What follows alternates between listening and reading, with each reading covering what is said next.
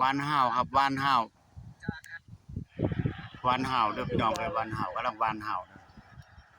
วานห่าวป้านี่สาพ่อใหญ่ลานสาพ่อใหญ่ลานเขาหวาน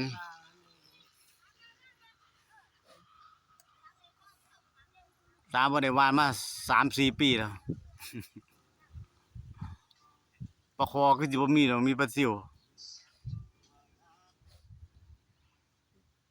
วานห่าวครับพี่น้องวานห่าว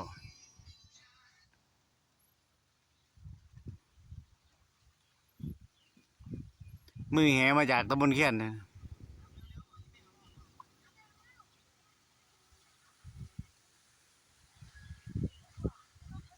มือแหเสี้ยนแหมาจากบ้านแค้นนะมันแค้นใหญ่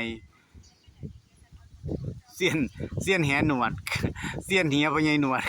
กับเสี้ยนแหเวอร์เอ้ามันรุดแล้วบ่เฮ้ยเมื่อกี้ก็เห็นอยู่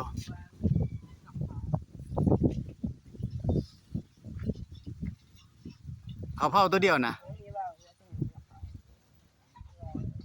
ตะรีบลงไปเอาถุงนั้นมาต้องขึ้นมาหรอกตะรีบเอากระถางลงไปเอา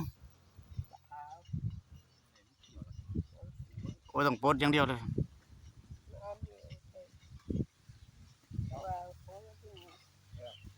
โอ้ยป้าพลาสติกโอ้ยโอ้ยตัวใหญ่เติบอยู่ตัวนี้ใครอยู่ป้าพลาสติกตะลิบลงไปวะ ตะรีบจับเลย เอาไม้ออกเลย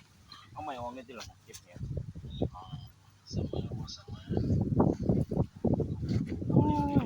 มีตัวเดียวหนึ่งไหมบาทตัวนี้หน่อยนี่หน่อยตัวหนึ่งนะบาทนี้บ่คือเลยบาทนี้